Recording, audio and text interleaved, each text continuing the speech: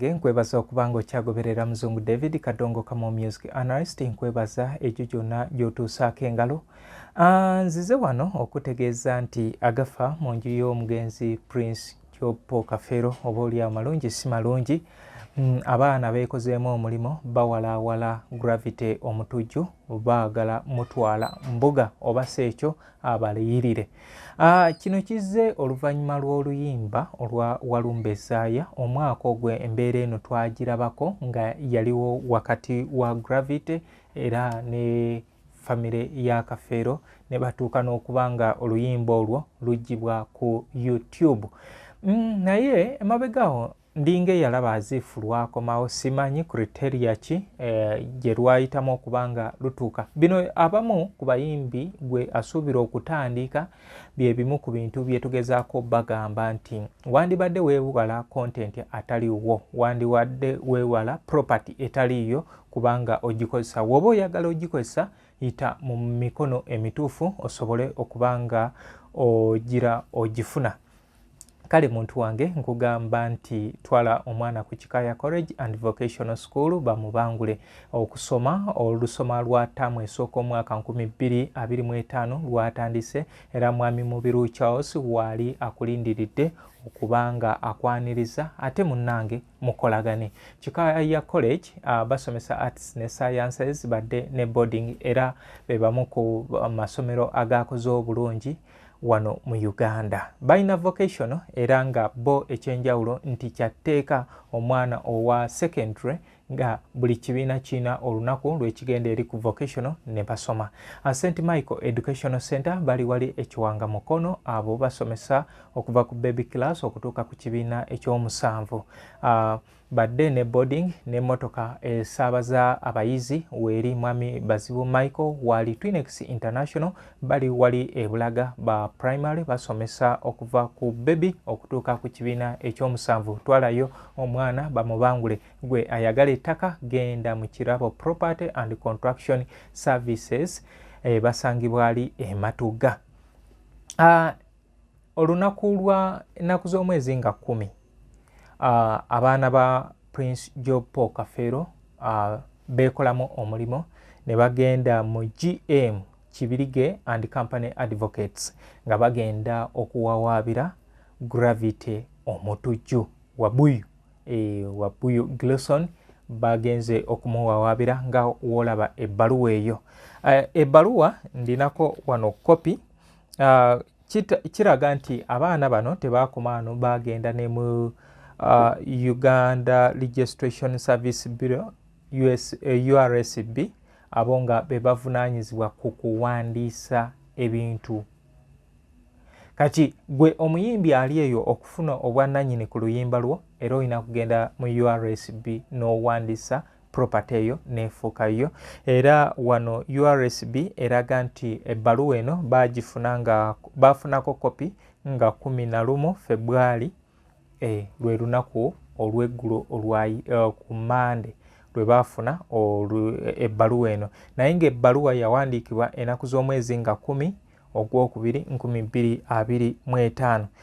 Kati ebbaluwa eno egamba demand notice come intention to sue for the gross of violations of copyrights and neighboring rights of the late Paul Kafeero. Ebimuvunaanibwa mwe muli okukozesa ekiyiiye ky'omugenzi ate oba oliawo nti n'okukyeriraanya kubanga nti wano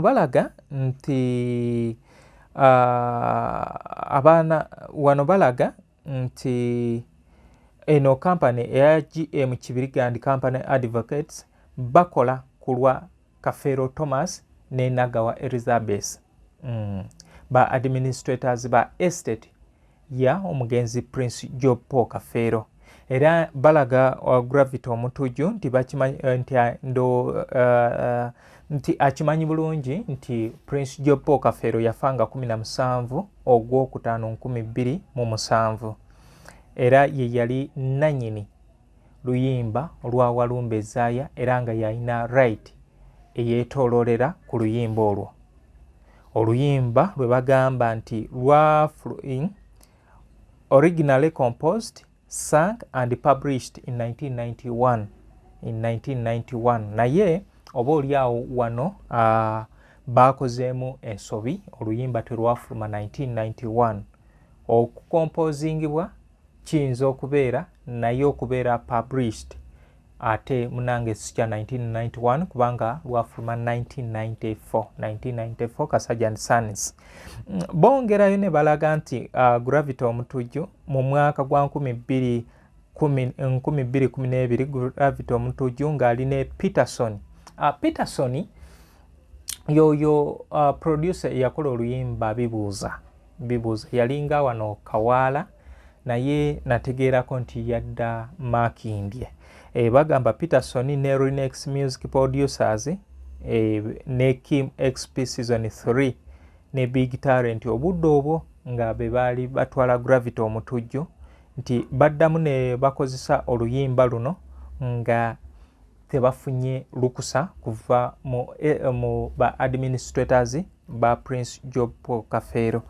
So mu byonna nga bagamba nti bano aba GEM bagamba nti bali abaana oba ba administrators babawadde olukusa okubeera nga babanja ebintu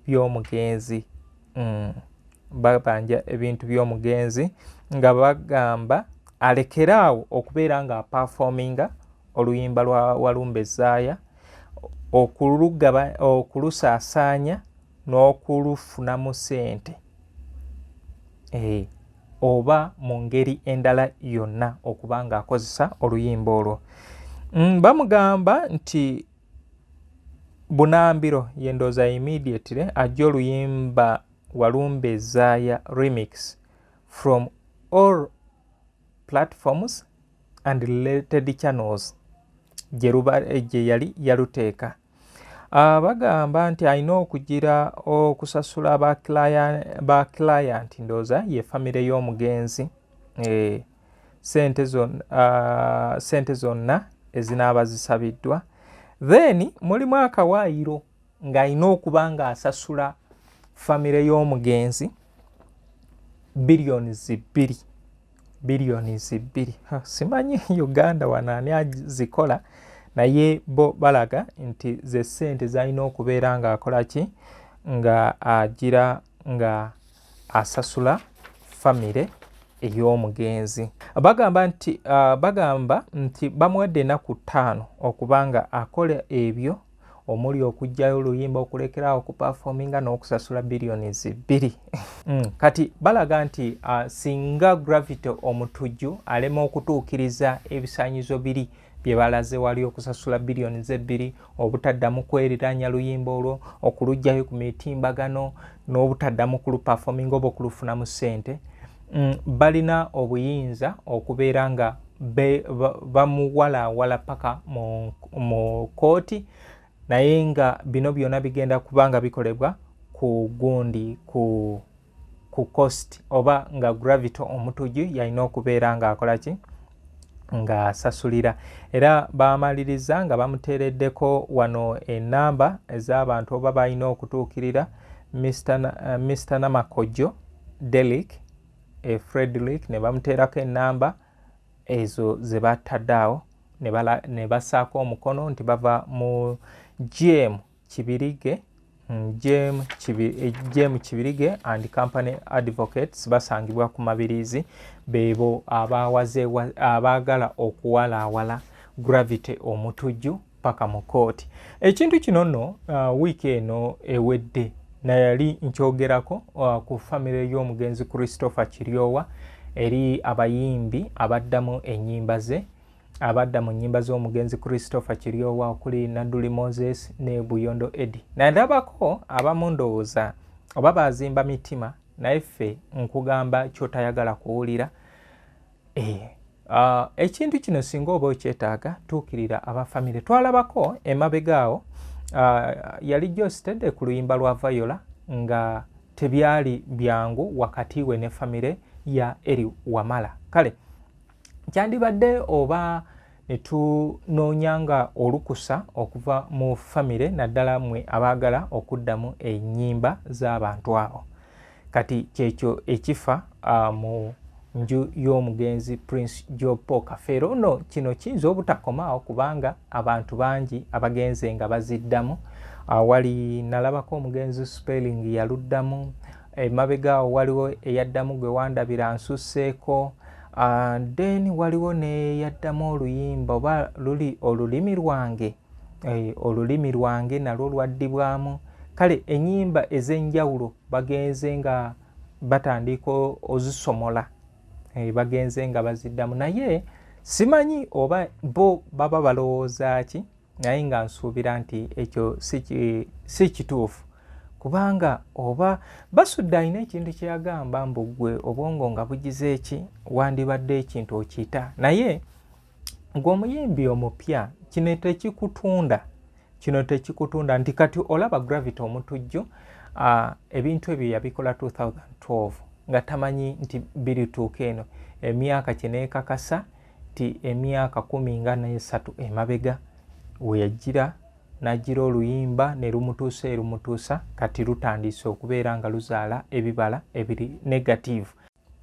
Okay, Prince Job Paul Kafeero ekisa ky'okuyimba okuzzaako emabega yakiyingira mu mwaka gwa 1989 n'oluyimba Muvubuka munnange. Obudde obwo yali maganjo ew'omugenzi Bernard Gonza mu kibiina kya Makula Guitar Singers.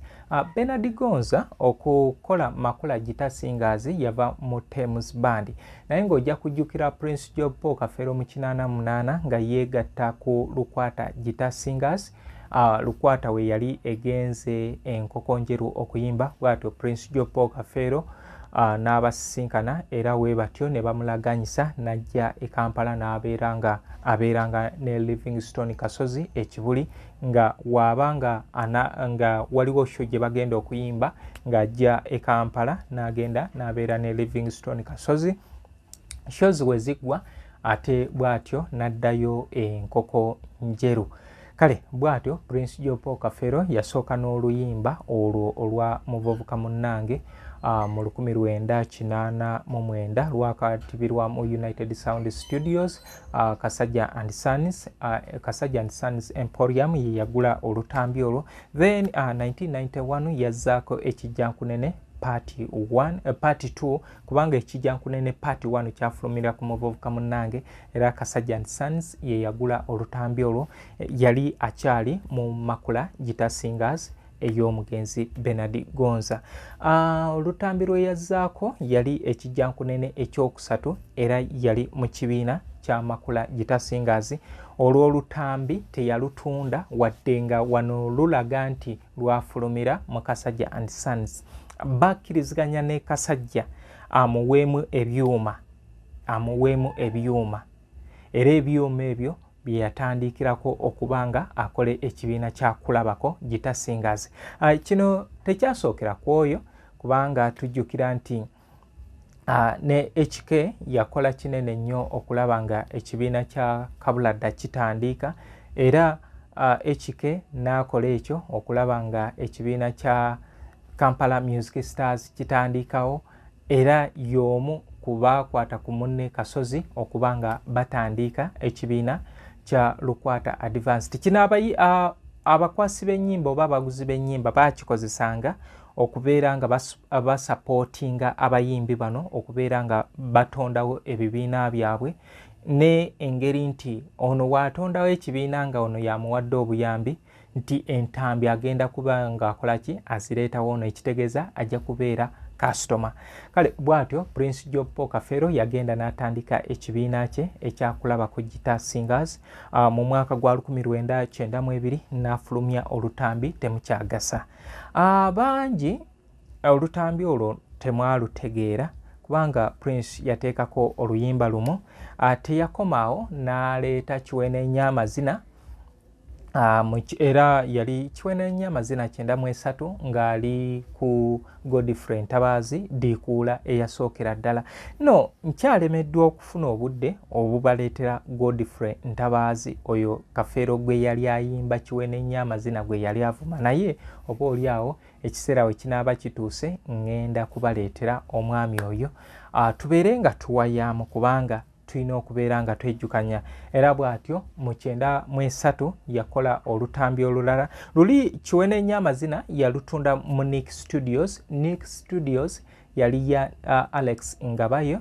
Alex Ngabayo yali musajja Munyarwanda naye nga yakulira wano era bamuziika mu bitundu by'e Kyaggwe. Kati yazzaako oluyimba olwe ebintu by'omuko wemba seerabidde olwo yaluguza Tubro Music Stores. Ebintu by'omuko lwe luyimba lwa Prince Jopo Kafeero lwe yasooka okuyimba n'omukazi era ze zimu ku nnyimba entono Prince Jopo Kafeero ze yayimba n'omukazi. Ebintu by'omuko yaluyimba ne ssenga w'abaana Rosette Nakubulwa era oluyimba olwo paati 2 ye mwana wa mwanyinaze ssenga w'abaana Rosette Nakubulwa ng'ayimba ne Sauda Nakitende mukulu wa Bazaituni namba wa Fatuma Nabireke. Era lulina ne part 3 ssenga ntuusa okufumbirwa nga lwa ssenga w'abaana ne muwala we Night Nantabaazi. Kale olwo lwagulibwa Tubro Music Stores. Kati n'atakomaawo n'aleeta tulera birerya naye nga tulera birerya lwemabegako eri we yali ng'akyali makula nga aluyimbanga ku shows ez'enjawulo era awo nga bakyali ne omugenzi Musomesa Kaweesi, Fred Musomesa Kaweesi, nga Musomesa Kaweesi ajja n'ayimba musango gw'abazadde ng'alaga nti abazadde be balina ensobi. Kati ye Prince Jopo Kafeero najja n'ayimba tulera birerya nga yataawakanya kiri nti abazadde bakoze kye basobola naye abaana be tuzadde birerya. Kati bwe kityo bwe kyali. Kati oluyimba oluleese obuzibu wa Gravity omutujju lwe luyimba lwa Walumbe Zaaya 1994. Walumbe Zaaya wemba seerabidde kwafulumirako olwo Walumbe Zaaya ab'emikwano omukazi amenya Nabukenya ze zimu ne bamusaayi muto lwali okwo zezo ennyimba ezafulumira okwo era Kasajja and Sons yagula olutambi olwo. Nabukenya ndowooza ng'oggyeko Walumbe Zaaya lwe lwaddako okubanga lutambula mu abantu lwaganja nnyo we yali awaana mukwano gwe omugenzi Nabukenya Betty yali muntu we era naye bw'atyo naye yatugendako. Then ku lutambi okwo yazzaako obutamatira. So yoyo Prince Jopo Kafeero mu bufunze naye nga we nabagambye nti tulina enteekateeka ez'okubanga tukyaza abayimbi ab'enjawulo era nalabye mu comment section mwandaze bangi be mwetaaga okubeera nga tukyaza bwe mwagala okubanga mutegeerako. Kale ngenda kola bwe ntyo ndeetengayo omu ku omu tunyumyemu naye mwe abagenda okumpa amaanyi nze nange we naatandika okulaba ziwanuke views ngenda kubeera mu mativu nti olugendo lw'enkutte oba oliawo waliwo bannange abalunyumirwa. So tulwane nnyo tuweze 1K views per video awo nange ngenda kola nga situdde. Kale byebyo ebifa mu nju y'omugenzi Prince Jopo Kafeero naye nga mbajjukiza ti nga 17 Ogwokutaano wali enkoko njeru mu kisaawe waliwo okujjukira Prince Jopo Kafeero nga aweza emyaka 18 bukyanga atuva ku maaso. Kafeero Swaz wali nnyo okubeera nga ateekateeka era ndowooza nabalagako posta already yafuluma abantu balimu kweteekateeka weesunzaani. Kale tulambuleko ebitundu bino abannaffe abo gye twabatereka abamu tetwasobola naye wakiri ogenda n'otuukawukka omutima ne gukukka. Abantu abo bakola omulimu munene nnyo okubeera nga batusomesa bo baagenda dda naye bye baatulekera byo bikyaliwo bikyatugattako. Nze Muzungu David Kadongo Kamo music analyst, naye nkugamba nti weetanire nnyo channel eno eya Muzungu David Kadongo Kamo music analyst. Weebale nnyo, weebalire ddala, mubeere bulungi, mweraba. Kikaya College School essomero eryegulidde erinnya mu kusomesa abaana ate ne bayita ssomero lya ddene boarding mix y'abawala n'abalenzi senior 1 paka senior 6 balina library science ko ne computer labs byonna bijjudde balina arts ne science subjects co-curricular activities ko ne section y'ebyemikono omuli okusiba enviiri okukanika n'ebirala ebigwa mu kkowe eryo omwana n'ava ku ssomero lino ng'ali self contained kyewuunyisa ensimbi zaabwe zeze zijja mu nsawo ya buli muzadde basange Kikaya Bulenga Mitiana Road okumanya bisingawo noti 757 mukaganya 1 5 7 Kikaya College School.